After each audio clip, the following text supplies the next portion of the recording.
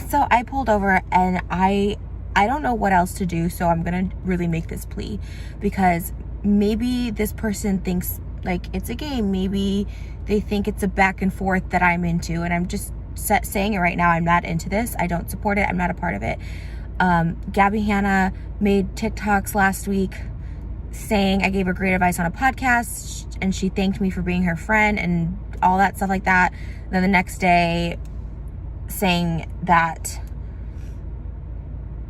I'm a bitch, and it's just a lot of back and forth, and it's like messing with my head. So I'm not going to comment on if it's mania. I don't know if it's a breakdown. I don't know if she's trolling. I don't know what it is, but I want no part of it. And I'm asking like really, really kindly, because I feel like in 2021 I've been very kind and respectful. I did apologize to her in person for anything nasty I've said about her. I can't deal with, as someone who's hearing voices like constantly, and like voices I haven't heard before, and they get stronger when I get confused, right? Like what's reality, what's not. And I put it on my Twitter. I'm not gonna edit here because I just want to get this up, but I put it on my Twitter, like the voice memo of the next day. Gabbie spent a large portion of the podcast trying to convince me certain things happen, and I'm like, Gabbie, they didn't. And then I'd be like, can you show me? She showed me one tweet that I forgot in like 2014 where I said that like we're friends or something like that.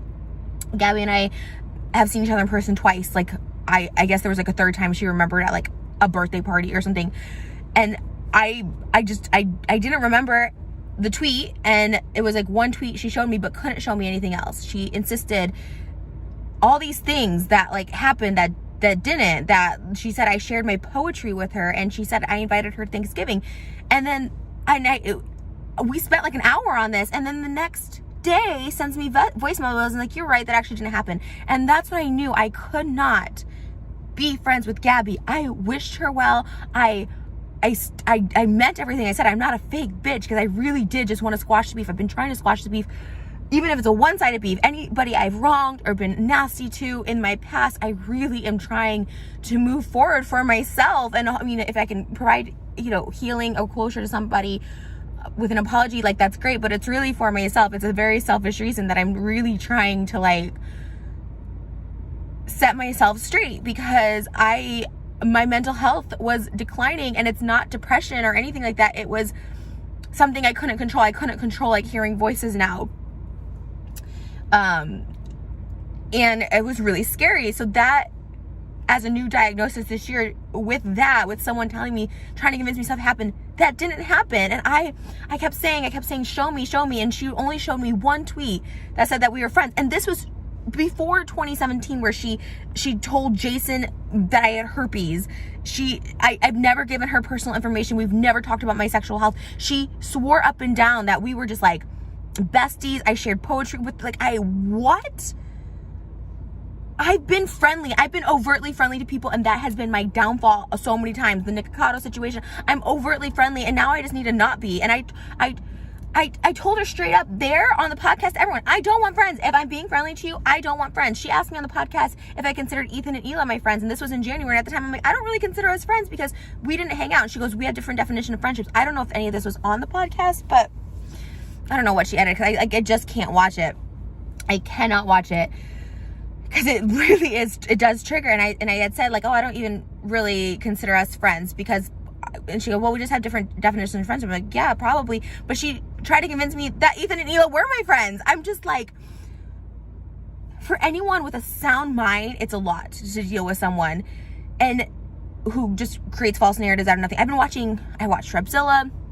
I watched, I think it's Hello Leash video on how Gabbie creates narratives out of nowhere. And of course I thought this with me. I'm like, wow, she's creating something that didn't happen. So again, for someone with a sound mind, that's troubling. For someone with a mind like mine, I'm not using it as an excuse. I'm using this as like a plea. Like I'm begging this person to leave me alone. I blocked this person, and she said, Trisha blocked me because someone found I don't even know what she's talking. I literally don't know what she's talking about. I was friendly to Gabbie in 2015 before she lied about my sexual health, which she said she didn't tell me because we weren't friends. But then she's like saying we are friends. So I'm just like, to me, it is it's actually beyond triggering. I was in the recording studio today and I couldn't even see straight. I couldn't even see straight because there's like these, it's literally voices in my head, and they're not directly gabbie related, but they become really strong when I start like pondering back and being like, and I'm just begging this person to like leave me alone. Like, I've been doing really good with the blocking. I see it on TikTok. Sometimes people will like send me like, and I also beg people, don't send me anything about her. Like, please don't. Again, I don't know if this is just for attention, or I'm not sure. I'm not sure what I even did to Gabbie in the first place. I went there, and for 6 hours before the podcast, in the middle of the podcast, she'd take breaks and just, I heard, I think it was Alicia's video that said this, that just like, I guess they call like trauma, just put so much on to me about her life, and I felt for her. Like, obviously, like I feel like we do have so many similarities. Like, I do see it, and I can't take on anyone else's like mental health crisis right now, because like I've been going through it. Like, I'm really at a great place in my life. Like, oh my gosh, like the strength and the support system I have is like amazing, and I allow myself to be happy for the first time, thanks to DBT classes. But now with this new, I now do cognitive therapy classes, and cognitive therapy is hi. No, thank you. No, thank you. No, thank you. Sorry. I'm like, sorry. Like, I know I've been like a shit person. I know I have. I really don't know how I've been a shit person to Gabbie, other than try and like, just like deal with like the anger I had towards her for lying about having herpes or whatever. And, you know, that was like really awful to me. That was like an unforgivable thing, but I was really trying to move past it. Oh, cognitive therapy is really just trying to like recognize or changing my thought pattern, how I think about situations, so I have a different reaction. And I'm really trying to give her the benefit of the doubt. Sorry.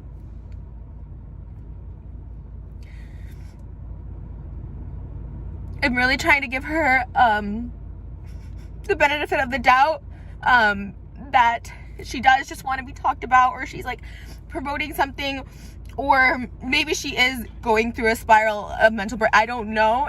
But if that's the case, like, I feel for her, because I know what that feels like when you go so far. Sorry, you go so far, and you just feel like, you know, you just have to keep going down further, or you keep digging yourself in this like hole of darkness.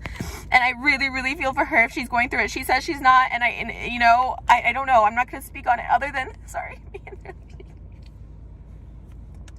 like, other than like, I really been trying to be so nice and respectful to her, to anyone, you know. I didn't, you know, sorry. I'm not a mentally stable person on my own, so I can't deal with someone else's mental instability. I thought by blocking this person, I set boundaries that just, please, can you leave me alone? Please. Earlier this past week, I thought I could communicate to her, because I thought I knew what she was going through, and it's all started with her attacking someone's video from 4 months ago that they didn't like her poetry. So I was trying to offer some like words of like, I've been there, or like channel that into something else. Like, why are you calling people bitches and being so negative? Like, if that's not the way to troll, that's not the, I don't know, because I just, you know, she's like, oh, she's obsessed with me. I admitted to Gabbie, like, I liked some of her songs. I found her interesting. Like, I think she's a different take, and on the internet and stuff, like before all of this, just like before the herpes things, I had a different opinion about her, and now before all of this, my opinion was like, she's different, she is entertaining, she has such a, her podcast was all over the place, and I mean that in a nice way. I was like, she had someone like talking about aliens on there, and I was like, oh, I'm like And it's why I went on it. Like, it was kind of like, I guess you would call me a low-key fan or a high-key fan, but I said I watched the podcast, and it just went so shit. And the reason I bring up that Moses was there is so he can attest to how long we were there, and like how I just was awake the whole night, and then how the next day I got text messages from voice memos, because I was like, thank you, I'm glad we squashed it. But in my head, I knew I had to like distance. I didn't want to be friends. And I made that clear on the podcast. I didn't want to be friends with her or anyone. I think I made that clear. I'm pretty sure that was in there. I was like, I'm sorry if I give out the vibe that I want friends. I don't want friends. Sorry. But all I'm saying is, like, this is triggering me in this, like, state that I haven't been to. Like, right, hearing voices is really difficult and a really scary thing to adjust to. And, like, I have to realize when those voices come out, and it's when I'm thinking about a situation and I need to change how I think about that situation so my reaction is different, even mentally. And yes, I am, for the first time in a couple of years, getting on medication, which is, like, also really scary, because it, like, never really worked for me, in the sense that, like, it started giving me like suicidal ideas, and all that stuff, which I'm just not.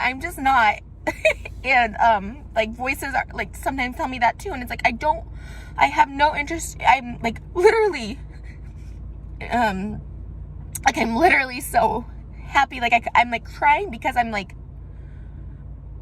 I feel just stable, you know. I feel so secure in life. I feel safe. I feel secure. I feel supported. So it's like, of course, when I start feeling that way, voices come in my head, right? It's scary. It's a scary thing to admit, because it could get worse. I don't know. So I'm begging, like, pleading, like, I don't know how else to say this. Like, when I was there, I said I was trying to be respectful of her, and she said I'm gaslighting. I'm sure this will be something. I'm like, in 100% sincerity, Gabby, Hannah, I apologize for anything that I've done wrong. If you thought, I apologize if we were friends. I don't even, like, if we were friends and now we're not, like, I don't, this is what really, it just messes up my head, because I'm trying to be so sincere. Like, I'm so sorry if I've damaged your life. Like, I've been trying to cope. Oh, God. The reason I made that video in 2019, like the Dear Gabby Hannah video, is because she would ask everybody I hung out with if I talk shit about her. So I made that video to be like, Gabby, I do talk shit about you, and here's why. I told her in the DMs why. I had to say it on video, so I was like, once and for all, you know I don't like you. I do talk shit, and this is why. And I had one reason, and it was because she said I had herpes to someone that I was sleeping with. It was just, like, so crazy. And then that person ended up becoming my boyfriend, but it's just like, oh, and I have voice memos of her, you know, because she was like, oh,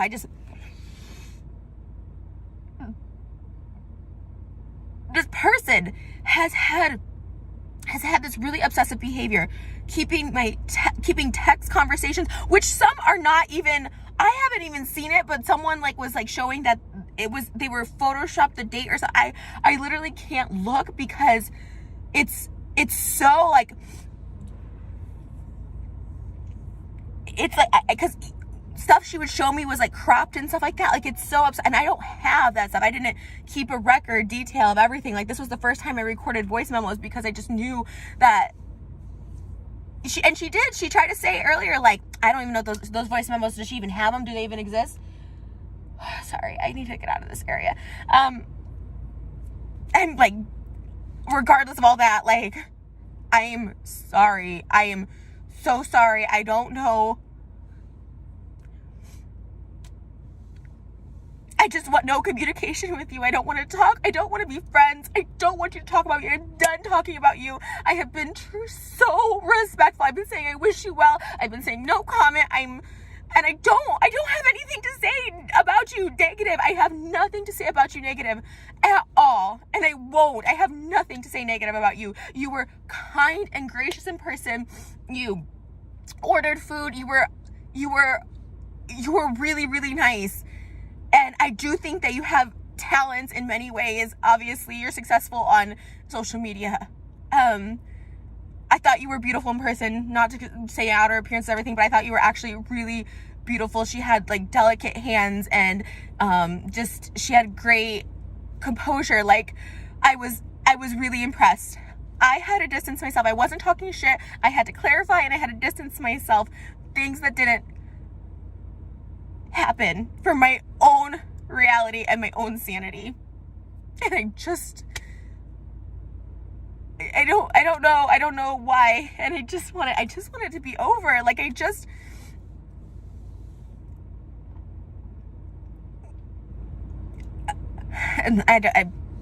that's it. And that is like a begging and a pleading, and it's not an excuse, but I hope it's a reason to just stop.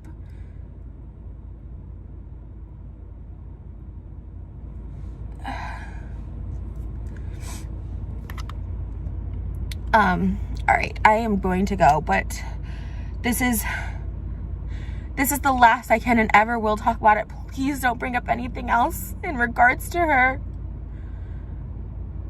I mute every account I see that mentions her. I put not interested in every TikTok. I just, like, maybe I've been like a shit person. I don't know. I don't know, but I know this year I've been trying so hard to make my wrongs right. And including going on Gabbie's podcast and apologizing for any petty comments I've made towards her. I'm so confused by it all. I'm so confused. I was her friend, or I guess it's just scary dealing with someone who will just straight up lie, and it's been in so many videos that just lie. And I know a lot of people will be like, it's fine, like, but it's really scary.